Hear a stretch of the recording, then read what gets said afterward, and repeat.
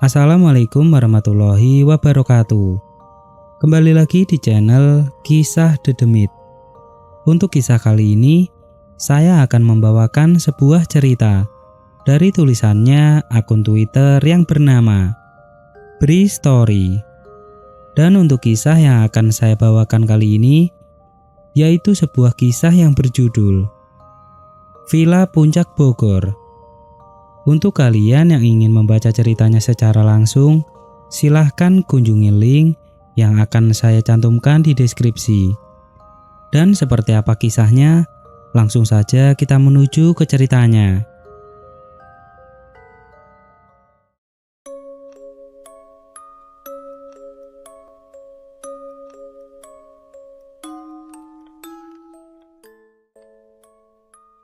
Bismillahirrahmanirrahim. Liburan bersama teman memang sangat menyenangkan, seru, tetapi banyak pula acara liburan yang malah berubah jadi pengalaman seram, mengerikan.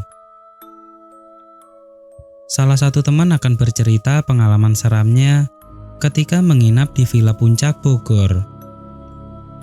Lumayan kan, villa gratis, hehehe. Rimba bilang begitu. Liburnya lama pula, sedap bener. Vero gak kalah antusiasnya. Iya, kata bapak, yang penting bisa jaga kelakuan dan kebersihan. Soalnya gak ada yang bantu-bantu. Jadi kita benar-benar sendirian, ucap Diasi. Percakapan menyenangkan itu terjadi di dalam kampus, tempat kami semua berkuliah.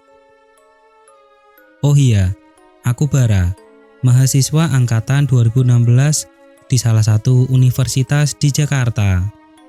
Bersama dengan 4 teman segeng di pertengahan 2018, kami berencana untuk mengisi liburan dengan menginap di villa yang letaknya di kawasan Puncak Bogor. Bukan tanpa alasan, kami mencetuskan ide itu.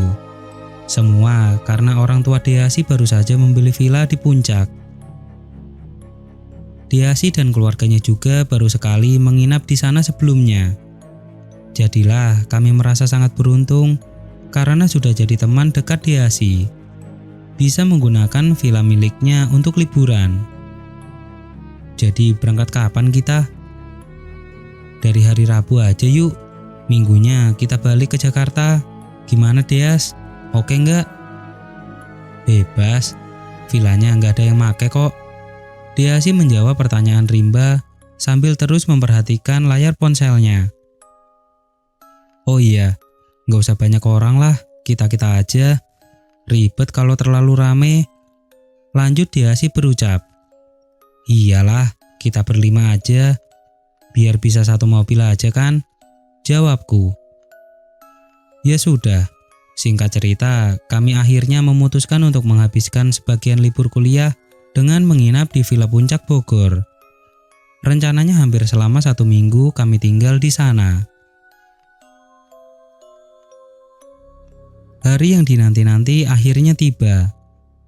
Aku, Diasi, Rimba, Vero, dan Farah berangkat dari rumah Diasi di kawasan Kebayoran menuju Puncak. Liburan pun dimulai. Layaknya sebagaimana liburan, suasana perjalanan sudah sangat menyenangkan. Obrolan tanpa putus diselingi canda dan tawa ramai terdengar dalam kendaraan. Aku yang di belakang kemudi juga ikut merasakan kegembiraan ini. Intinya, kami semua gembira. Iyalah, karena memang acaranya liburan kan. Mungkin hampir seluruh orang Indonesia tahu kalau kawasan Puncak Bogor ini dikenal sebagai tempat untuk berlibur melepas penat. Tempat mendapatkan udara segar pegunungan, khususnya untuk yang tinggal dan bekerja di Jakarta dan sekitarnya. Di Puncak, dengan udara yang sejuk, banyak berdiri villa-villa dengan berbagai ukuran. Kebanyakan memang disewakan untuk wisatawan. Disewakan untuk apa? Yaitu tadi, berlibur melepas penat, menghirup udara segar pegunungan, melarikan diri dari sesak hiruk-pikuk Jakarta. Daerah mana sih villanya Deas? Tanyaku ketika kami sudah sampai di daerah Ciawi, jam 2 siang menjelang sore. Cisarua Bar, nanti aku kasih tahu jalannya. Ini terus aja dulu, masih jauh. Jawab Deasi. Nggak bisa dipungkiri, kawasan puncak ini merupakan tempat menarik bagi wisatawan. Dari Ciawi yang masih terbilang di bawah, sudah berjejer toko-toko yang menjual makanan khas puncak. Banyak resto bagus dan warung-warung kopi dari sederhana sampai yang hype juga banyak.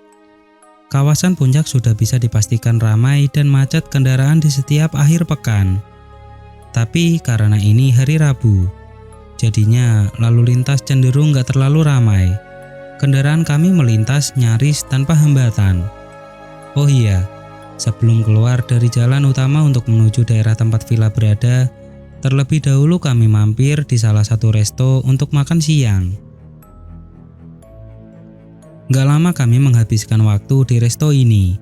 Sekitar setengah jam kemudian melanjutkan perjalanan lagi. Seperti yang Deasi bilang, villa yang kami tuju ini letaknya di daerah Cisarua. Deasi juga bilang, letak pastinya villa bisa dibilang letaknya di dekat kaki Gunung Pangrango. Jadi sudah cukup jauh dari jalan utama puncak. Dan benar, aku yang bertugas sebagai supir merasakan kalau jalan yang harus ditempuh menuju villa cukup jauh. Tapi walaupun begitu, perjalanan sangat menyenangkan. Suasana asik dengan udara yang semakin lama semakin sejuk. Karena jalan yang kami tempuh pun terus-terusan berkontur menanjak. Kami terus naik ke dataran tinggi. Buset, gede banget villanya Deas. Itu ucapan pertama yang keluar dari mulut Vero ketika kami sudah sampai di depan villa yang berpagar dan punya gerbang tinggi. Benar yang Vero bilang, villanya sangat kelihatan besar walaupun kami melihatnya masih dari luar.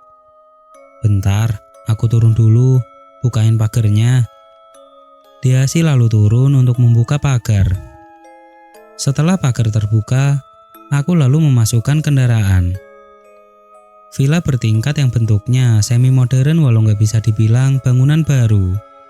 Halamannya luas, jarak dari gerbang depan ke villanya cukup jauh. Aku memarkirkan kendaraan persis di depan villa. Setelah turun kendaraan, kami lalu melihat-lihat sekeliling. Walaupun lebih sering kosong, tapi villa ini kelihatan sangat terawat. Rumput indah menutup hampir seluruh permukaan halaman dan pekarangan. Beberapa pohon besar berdiri subur di bagian sudut-sudutnya. Sambil berbincang menyenangkan, kami nggak langsung masuk ke dalam villa, tapi memilih terlebih dahulu melihat-lihat ke bagian belakang. Wah, kolam renang! Nyaris bersamaan kami girang berteriak, mengetahui ada kolam renang di belakang. Sengaja aku nggak omongin dari awal, biar surprise, hahaha, kata Deasi. Kolam renang yang menurutku ukurannya cukup besar, airnya bersih kelihatan terawat. Sekitarannya juga sangat bersih. Halaman belakang ternyata lebih luas dari halaman depan. Selain kolam renang, ternyata di belakang juga ada bangunan lagi. Namun ukurannya nggak terlalu besar, sepertinya diperuntukkan untuk tamu. Di pinggir kolam juga ada 2 gazebo kecil yang sangat pas sebagai tempat nongkrong dan berbincang. Gak ketinggalan, pemandangan yang dimiliki juga sangat bagus. Dari villa ini, kami dapat melihat indahnya Gunung Pangrango dari jarak yang cukup dekat. Pokoknya, villa besar ini sangat luas, bagus, dan indah. Sebelumnya, yang punya villa ini keluarga keturunan Belanda. Katanya sih dari kakek nenek mereka sudah tinggal di sini. Tapi cucu-cucunya memutuskan untuk menjualnya. Jadilah bapakku yang beli. Begitu Deasi bilang ketika kami sedang bersantai di salah satu gazebo di belakang pinggir kolam renang. Menghabiskan sore menikmati sejuknya udara dan indahnya pemandangan. Udah lama kosong ya Deas? Farah yang sebelumnya lebih banyak diam, akhirnya bersuara. Katanya sih lebih sering kosong. Tapi kadang katanya ada yang nyewa juga walaupun jarang. Karena katanya villanya terlalu besar. Gitu sih kalau kata Pak Rustam, penjaga yang suka villa ini. Begitu dia sih bilang. Terus Pak Rustamnya kemana? Tanyaku. Dia lagi ada keperluan, baru bisa datang nanti hari Sabtu. Jawab dia sih. Kami semua tiba-tiba kompak bengong mendengarkan cerita dia sih. Tenang aja lah, gak ada hantu kok di sini. Hahaha. Aku tahu apa yang sedang ada di kepala kalian. Hahaha. Dia sih dengan ketawanya yang khas membuyarkan lamunan kami. Iya sih, apa yang dia sih bilang memang benar. Sempat terlintas di kepalaku kalau mungkin saja villa ini angker. Karena lebih sering kosong gak berpenghuni. Tapi ya sudahlah, aku dan teman-teman yang lain coba mengabaikan pikiran jelek itu. Lebih memilih memaksa diri menikmati suasana dan keindahan sekitar. Terus berpikir positif, sampai akhirnya nanti ada beberapa kejanggalan yang kami alami selama menempati villa ini. Aku ke kamar mandi dulu bentar. Aku bilang begitu, lalu meninggalkan teman-teman semuanya tetap kumpul di gazebo. Hari sudah mulai gelap. Sinar matahari hanya menyisakan percikan warna jingga tipisnya. Sudah jam 6 lewat sedikit. Aku melangkah masuk lewat pintu belakang. Yang pertama ditemui ketika sudah di dalam adalah dapur yang ukurannya besar. Kemudian kalau berjalan sedikit lagi akan ditemui ruangan kecil tanpa pintu yang aku nggak tahu peruntukannya. Ruangan kecil ini berhadapan dengan kamar mandi. Setelah itu akan ada ruang makan dengan meja oval yang besar. Setelah ruang makan tentu saja ada ruang tengah yang cukup besar ukurannya. Seperti yang sudah aku ceritakan tadi, villa ini bertingkat. Di lantai bawah ada 2 kamar tidur, di lantai atas ada 3. Kami semua memutuskan untuk menempati kamar atas, karena di atas memiliki teras yang menyajikan pemandangan pegunungan. Gak lupa, dalam perjalanan menuju kamar, aku juga menyalakan setiap lampu yang ada di dalam, mengubah gelap suasana menjadi agak terang. Tangga menuju lantai atas letaknya di antara ruang tengah dan ruang makan. Tangganya berbentuk lorong karena tertutup dinding ruang tengah. Gak lama akhirnya aku sampai di kamar atas. Rencananya aku hendak mandi. Makanya tujuan ke kamar adalah untuk mengambil perlengkapan mandi.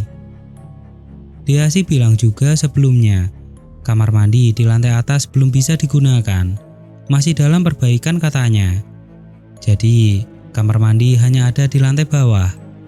Ya sudah, setelah selesai aku langsung turun lagi ke bawah, menuju kamar mandi, menuruni tangga lagi, lewat ruang tengah lagi, ruang makan, dan akhirnya sampai di depan kamar mandi. Nah, tadi sempat aku bilang kalau di depan kamar mandi ada satu ruang kosong tanpa pintu, yang aku nggak tahu apa fungsinya. Sebelum masuk ke kamar mandi, aku menghentikan langkah karena ada yang menarik perhatian dari dalam ruangan kosong ini.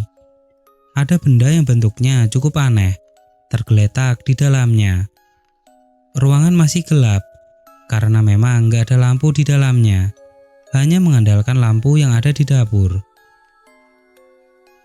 Ya karena agak gelap itulah, jadinya pada awalnya aku jadi nggak bisa jelas melihat benda apa sebenarnya itu. Maka dari itulah akhirnya aku memutuskan untuk melangkah lebih dekat lagi.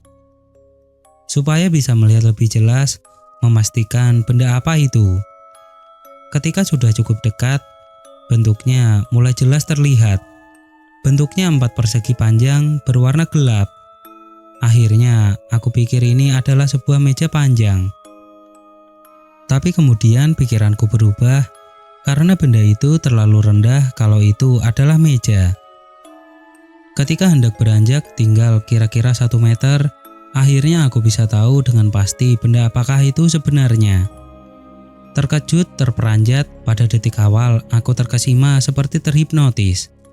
Detik berikutnya langsung melangkah cepat pergi dari situ lalu menuju gazebo belakang, di mana teman-temanku berkumpul semuanya.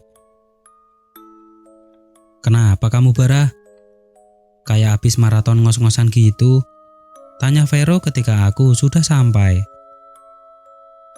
"Deas, ruangan di depan kamar mandi itu tempat apa sih?" tanya aku sambil terus berusaha mengatur nafas. "Nantinya mau jadi gudang bersih sih. Kenapa emang?" Deasi menjawab di akhiri pertanyaan. "Tadi aku lihat ada peti mati di dalamnya. Emang ada peti mati di situ, Deas? Keluarga kamu sengaja naruh peti mati di situ?" Aku bilang begitu dengan nafas yang masih juga tersengal. "Peti mati? Jangan bercanda kamu ah. Mana ada peti mati sih? Nggak ada. Deasi menjawab dengan terperanjat. Jelas sekali ada kekagetan di wajahnya. "Baru aja aku lihat peti mati di ruangan itu, Deas. Makanya aku panik dan langsung ke sini," jawabku lagi. Kemudian tanpa dikomando, kami semua langsung bergegas masuk ke dalam villa. Semua penasaran dengan omonganku. Tapi betapa terkejutnya aku ketika sudah sampai lagi di ruangan itu. Ternyata ruangannya kosong, nggak ada barang apapun apalagi peti mati.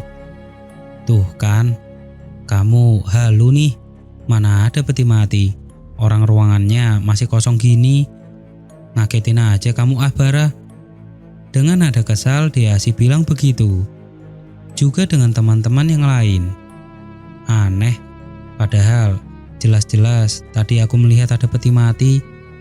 Kenapa tiba-tiba hilang? Atau aku salah lihat? Sepertinya nggak mungkin. Aku sangat yakin karena melihatnya dari jarak yang sangat dekat. Lalu, kemana perginya peti mati itu? Sejak kejadian peti mati itu, pikiranku jadi nggak tenang. Tentu saja hal ini jadi memikirkan hal-hal aneh. "Enggak, Bara. Aku yakin kamu salah lihat. Emang ruangannya juga gelap kan? Udahlah, jangan dipikirin." Rimba lagi-lagi menegurku. Mungkin karena melihat aku masih melamun. Ya sudah, setelahnya aku berusaha untuk meyakinkan diri kalau aku benar salah lihat. Berusaha untuk melupakannya juga. Singkatnya, malam itu kami habiskan dengan bercengkerama di pinggir kolam hingga larut. Sekitar jam 1 lewat tengah malam, kami baru masuk ke dalam dan beristirahat. Malam itu kami lalui tanpa kendala. Sama sekali nggak ada kejadian yang mengganggu. Tidur pun terbilang nyenyak. Tapi ada sedikit keanehan yang aku rasakan. Di dalam tidur, aku bermimpi aneh menjuru seram. Di dalam mimpi, tiba-tiba aku seperti tengah menghadiri acara duka cita. Aku duduk di dalam satu ruangan besar, semua tamu mengenakan pakaian hitam-hitam. Ruangannya nggak terlalu terang, suasana duka sangat terasa. Yang paling aku ingat, di bagian paling depan ruangan ternyata ada peti mati. Peti mati yang tutupnya dalam keadaan terbuka. Aku duduk nggak jauh dari peti mati. Jadi dapat melihat dengan jelas kalau di dalamnya ada jenazah terbaring. Aku nggak bisa melihat jelas wajahnya. Yang pasti sepertinya jenazah laki-laki. Karena mengenakan jas yang juga berwarna gelap. Suasana duka namun mencekam begitu terasa. Hening sama sekali nggak ada suara. Para hadirin pun gak ada yang menangis. Wajah semuanya terdiam tanpa ekspresi. Menyeramkan. "Roh, kamu jangan bilang Deasi dan Farah ya. Aku gak mau mereka jadi ketakutan. Tadi malam aku mimpi serem." Pagi harinya aku bilang begitu ke Vero. Ketika teman-teman yang lain sedang pergi belanja keluar. Aku menceritakan semuanya. Tentang mimpi itu. Mimpi yang sangat aneh. "Kamu tuh ya Bar, ada-ada aja. Kemarin katanya lihat peti mati, tadi malam ngimpiin peti mati. Halu kamu ah. Begitu Vero bilang. Tapi ya mau gimana lagi, memang seperti itu yang terjadi. Aku jadi makin merasa kalau ada yang gak beres dengan villa ini. Tapi kenapa cuma aku yang punya perasaan seperti ini? Sementara teman-teman lain aku lihat biasa-biasa aja, gak merasa ada yang aneh. Hari kedua, hari Kamis. Kami habiskan lagi-lagi dengan bersantai, bercengkerama, berenang, pokoknya santai. Sedikit-sedikit aku dapat mulai lupa dengan kejadian yang aku alami kemarin dan malam sebelumnya. Teralihkan dengan suasana menyenangkan. Akan tetapi, ternyata malam nanti akan terjadi peristiwa yang aku akan sulit untuk melupakannya. Malam pun tiba. Seperti malam sebelumnya, kami menghabiskan waktu di halaman belakang, makan malam dan berbincang santai. Tapi, beda dengan teman-teman lain. Sekitar jam 10 aku merasa kalau badanku gak enak. Kepala agak pusing. Tubuh terasa sangat lelah, lemas pokoknya. Aku kok tiba-tiba gak enak badan ya, lemas banget. Aku rebahan dulu di kamar sebentar ya. Capek banget rasanya. Aku bilang begitu. Ah, cemen banget kamu Bar. Baru juga jam segini. Teman-temanku nyaris bicara sama seperti itu. Aku gak peduli. Pokoknya aku ingin istirahat. Setelah berpamitan, aku lalu masuk ke dalam villa, lalu menuju kamar atas. Sesampainya di kamar, aku langsung merebahkan diri di tempat tidur. Nah, aku terjaga hanya beberapa detik saja. Setelahnya langsung lelap gak sadarkan diri. Aku tertidur. Entah sudah jam berapa, tetapi masih sangat gelap. Aku perlahan berangsur terbangun dari tidur. Masih dalam posisi terbaring, tapi sudah bisa melihat sekeliling. Saat itu aku perlahan sadar kalau ternyata sedang gak berada di dalam kamar. Aku merasa kalau sedang di ruangan lain, gak tahu ruangan mana. Yang pasti, akhirnya aku bisa merasakan kalau gak sedang berada di atas tempat tidur. Tubuh merasakan kalau aku sedang terbaring di permukaan yang keras. Benar, ternyata aku sedang terbaring di atas lantai yang terasa dingin. Tapi di mana? Kok bisa? Perlahan aku bangkit, lalu duduk, masih belum sadar sepenuhnya. Masih bertanya-tanya sedang di mana aku berada. Cukup lama aku terdiam berpikir keras, sampai akhirnya aku mendapatkan jawaban. Di mana aku sedang berada? Ternyata aku sedang berada di ruangan kosong depan kamar mandi bawah. Ruangan yang pada hari pertama aku melihat ada peti mati di dalamnya. Kok aku bisa ada di sini? Timbul pertanyaan dalam hati. Teman-teman pada kemana? Muncul pertanyaan berikutnya. Perlahan aku mulai berdiri, lalu melangkah keluar ruangan. Villa dalam keadaan redup, hanya sebagian lampu yang menyala. Namun begitu aku masih bisa melihat cukup jelas, sehingga bisa melangkah dengan pasti.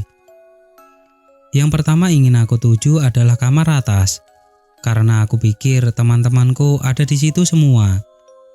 Untuk menuju tangga ke lantai atas, tentu saja aku harus menuju ruang tengah juga, karena disitulah letak tangga berada. Tapi, begitu sampai di ruang tengah, langkahku berhenti. Pada detik ini, aku tersadar kalau ternyata nggak sedang sendirian. Di ruang tengah aku melihat pemandangan aneh dan menyeramkan. Di redupnya ruangan, ternyata di situ ada banyak orang, kira-kira belasan. Semua orang duduk berbaris di kursinya masing-masing. Semuanya berpakaian hitam. Ada beberapa anak kecil juga yang duduk di barisan depan. Aku masih berdiri terbengong-bengong, gak paham apa yang sedang terjadi. Coba menerka-nerka, siapakah sebenarnya orang-orang yang sedang ada di hadapanku ini? Tapi, Beberapa detik berikutnya aku baru sadar. Akhirnya aku bisa mengenali kegiatan ini. Ternyata di hadapanku ini adalah persis dengan pemandangan yang ada di dalam mimpi pada malam sebelumnya. Apalagi setelah aku menoleh ke sebelah kanan. Persis di sebelah kananku berdiri, ternyata ada peti mati. Peti mati yang tutupnya dalam keadaan terbuka. Yang lebih ngeri lagi, dengan jelas aku dapat melihat ada jenazah yang sedang terbaring di dalamnya, karena jarak kami sangat dekat. Ternyata di ruang tengah sedang ada kegiatan acara duka cita, persis seperti yang aku mimpikan sebelumnya. Aku semakin ketakutan, karena melihat para hadirin yang sedang duduk, wajahnya pucat pasih tanpa ekspresi. Sangat menyeramkan. Seperti tersadar, aku lalu memaksa diri melangkah mundur, menjauh ketika akhirnya melihat dari arah belakang ada sosok sedang bergerak berjalan menuju peti mati ini. Yang membuat aku panik, ternyata sosok ini bergeraknya melayang, pelan. Mengerikan. Aku terus melangkah mundur menuju pintu belakang. Sesampainya di pintu belakang, aku langsung membukanya lalu lari keluar. Merogoh saku celana. Ternyata ponselku masih ada. Kemudian aku coba menghubungi teman-temanku. "Barah, kamu di mana sih? Gila kamu ya? Kami cari kamu sampai ke jalan nih." Di ujung telepon, Deasi bilang begitu. "Aku masih di villa. Buruan, kamu jemput aku ke sini," jawabku. Aku lalu lari mengelilingi villa menuju gerbang depan. Gak lama kemudian teman-temanku datang. Kemudian aku mengajak mereka untuk jangan kembali ke villa. Ternyata masih jam 1 lewat tengah malam. Akhirnya kami berhenti di salah satu warung kopi untuk berbincang. Kemudian aku ceritakan semua yang baru saja terjadi. Tapi menurut teman-temanku, setelah pamit untuk tidur duluan, aku malah menghilang. Gak ada di dalam villa. Teman-temanku sudah mencari ke setiap sudut villa, tapi mereka gak menemukan aku. Aku menghilang. Makanya mereka lalu berkendara keluar villa. Mereka pikir aku sedang keluar sendirian. Padahal sebenarnya aku masih ada di dalam villa. Kenapa mereka nggak bisa menemukan?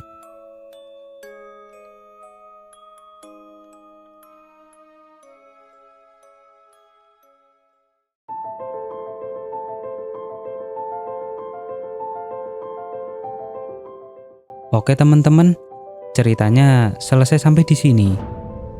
Bagaimana menurut kalian? Tuliskan di kolom komentar. Dan nantikan kisah-kisah horor selanjutnya tetap di channel Kisah Dedemit.